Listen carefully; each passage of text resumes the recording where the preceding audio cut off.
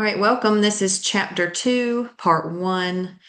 We are going to be evaluating nutrition information. So, this chapter is about thinking.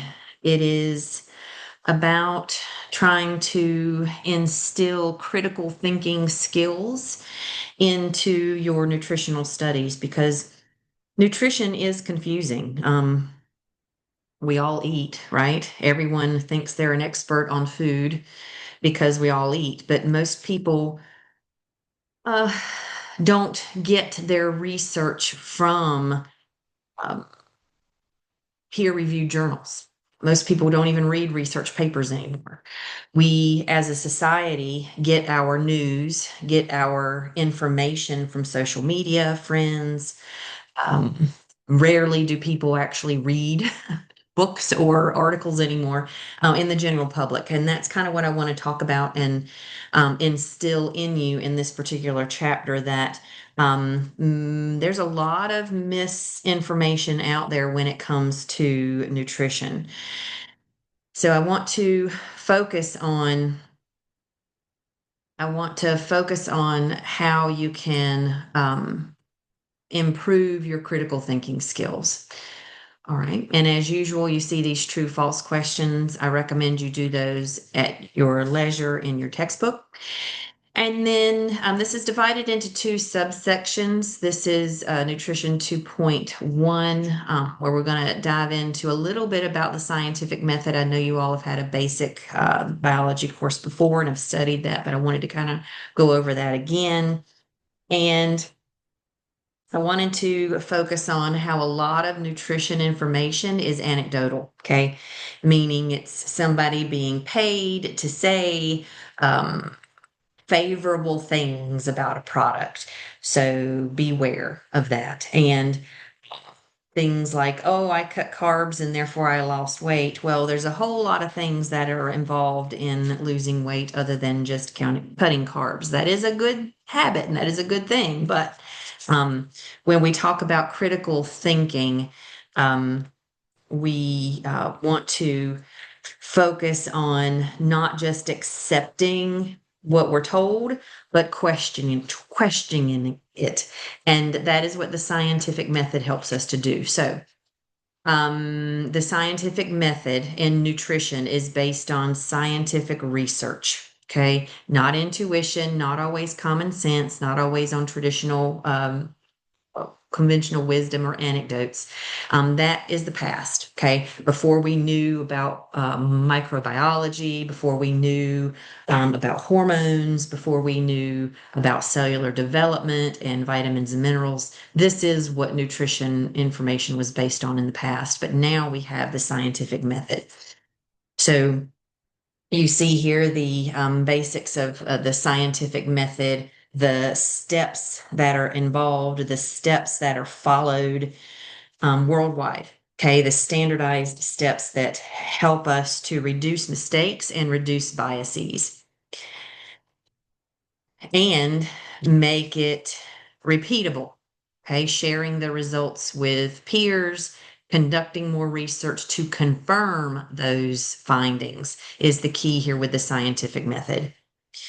So, scientific methods begin with a hypothesis, a testable prediction as to what might happen. And we can either do them in vivo, which is in living organisms where it's a non-controlled environment. Okay. These are your human studies, your studies on animals such as mice and fish and rabbits and fruit flies or whatever it may be. And then you also have in vitro, meaning in glass or quote unquote test tube experiments where the experiment can be controlled more so than in an in vivo or uncontrolled environment. Some vocab for you to learn and be aware of, evidence-based. Okay, evidence-based information that is based on high quality scientific studies that have been repeated and confirmed. Anecdotes, personal experiences, which is not science. Okay. When you look at the actual studies, you have treatment groups. This is the group that is receiving the treatment, the control group, the group that does not receive the treatment or the thing in study or the thing we're changing. And then the variable. These are other characteristics or factors that can influence the income. So when we look at treatment and control groups, it's important here, and this is one of the basic principles of scientific studies. Okay, you have to have two groups in order to compare the results, a treatment group and a control group. When we experiment and go further into human or interventional studies, it gets to be a lot more costly. And also, when you're looking at nutrition or healthcare related outcomes, we look at specific dietary practices such as low cholesterol and fat, or hypertension, or low calorie diets, whatever it may be. And then the best type of experiment is a randomized control trial where members of the group are randomly assigned. So it helps to eliminate biases. You have some more vocab here: placebo and placebo effect. Okay, the placebo fake treatment, and then placebo effect, people thinking they got a treatment, and the positive response to that treatment, even though it wasn't true, it was the placebo. And then double blind and single blind studies. This is another type, or two different types of studies. And the double blind is the best because there again, it prevents that placebo effect. It prevents biases. So make sure you understand the difference there. And before we move on to epidemiology, I want to draw your attention to, in your textbook. Let me see if I can find that real quick. Yeah, right here on page 35 of the actual textbook, or on page 28 of the digital chapter 2.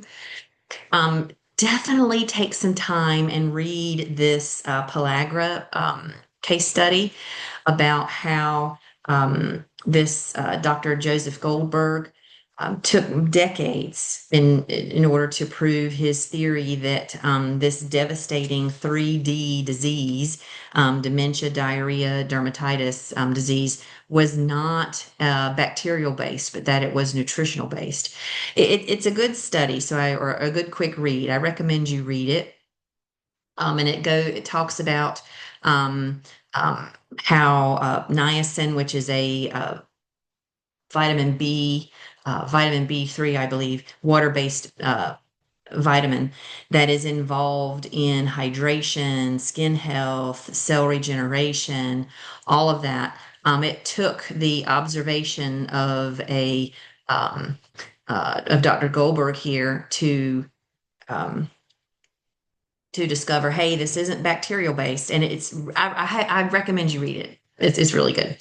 And it led to the widening study of vitamins and minerals, which is where we are today. All right, epidemiology studies. Epi meaning on top or all, demi meaning populations, and ology meaning the study of. So this is the study of things that affect whole human populations. And one of the most important research-based data collection tools in nutrition is the NHANES study. If you dive into nutritional research, you're going to see almost every article has something quoted here from NHANES. It is one of the largest databases that we use for nutritional case studies, and it's really it's a good website to go into and to study.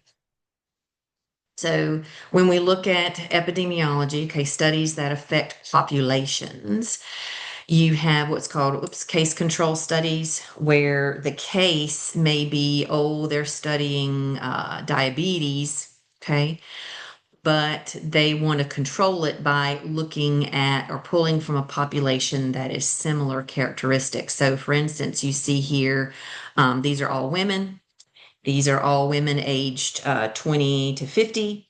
These are all premenopausal or perimenopausal women, and they're all non-obese. Okay, so that would be the control. Okay, and from that control, we pull all, or excuse me, breast cancer. Okay, right here instead of diabetes. Sorry, breast cancer. So that is one type of study, a case control study. Then you also have what's called cohort studies. These are very popular, and but they take years, okay, or they can take years. It's analyzing large groups over time. So you can look at retrospective studies, retro meaning looking backwards in time. Okay, looking at their past medical history, their exposure, their current health history, or you can look at and or look at the prospective aspect, where meaning you're looking for, excuse me, you're looking towards the future, following this person throughout their history. And you see an example here. You have here on the left, this is a retrospective study where recalling your eating habits as a teenager or a young adult. 20 years later, how does that affect your health status as far as cancer risk, obesity risk? So that's a retrospective study. And then a prospective study here, tracking and recording choices now, health behaviors now in relation to how that may affect your future health. So pretty interesting there. But they are not without limitations. So epidemiology studies cannot establish causation, meaning this one thing changed everything else. Okay, it cannot cause causation, or excuse me, it cannot establish that. But it can, however, show us relationship variables. Okay, meaning, let me give you an example. A causative statement would be coffee drinkers have lower instances of heart disease. Okay. If you drink coffee, you won't have heart disease. That's kind of a cause and effect. If you drink coffee, the effect is going to be lower incidence of heart disease. But we know that that is not true, right? When you look at the other variables involved, coffee drinkers might also exercise more. They might eat healthier. They may um, be younger, okay, whatever it may be. And it could be any of those variables that cause that effect. So you have to be careful, okay? You have to be careful with correlation. Correlation is where two things happen together. It's the relationship between the variables that we spoke about earlier with coffee and heart disease, or yeah. So there's a direct correlation or an indirect correlation. It says the change. It can be a positive change or a negative change. So an example of that would be here as a population increase their sugar intake, such as when you look at the rise of sugary beverages over the past 50 years, we see that the population as a whole has also increased as far as being obese or overweight. Okay, so that is a correlation that affected most people in the population. Whereas as a population's fruit intake increased, the percentage of population with hypertension decreased. Okay. So that's a negative. Less people are affected. So you see these it can be a direct, not always a positive, direct correlation or an indirect correlation.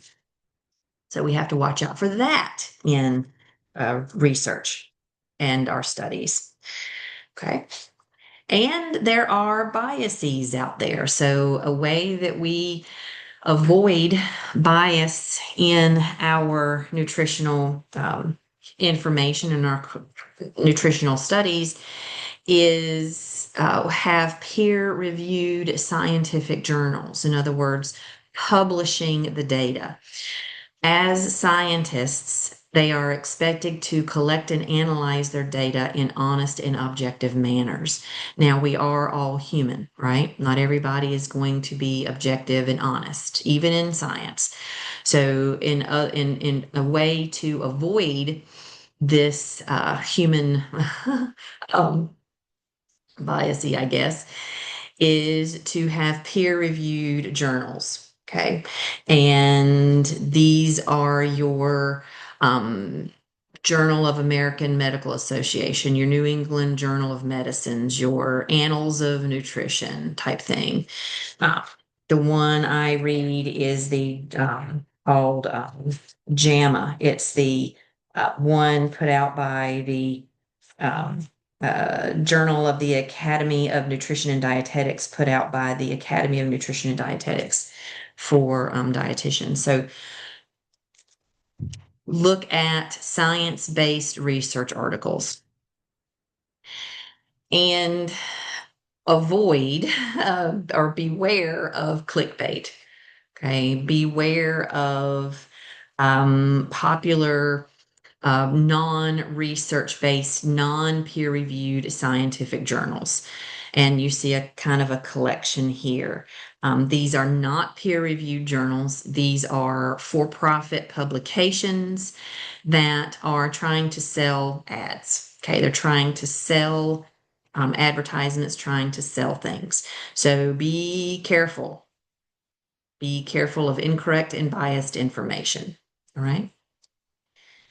And not only magazines, but on your phones and your social media. Okay, rarely do people pick up magazines. I bet none of you have probably picked up a Woman's World magazine. Okay. I don't even know if they make those anymore, but you are looking at Instagram, you are looking at TikTok, you are looking at YouTube ads, you're looking at Netflix ads and Disney ads.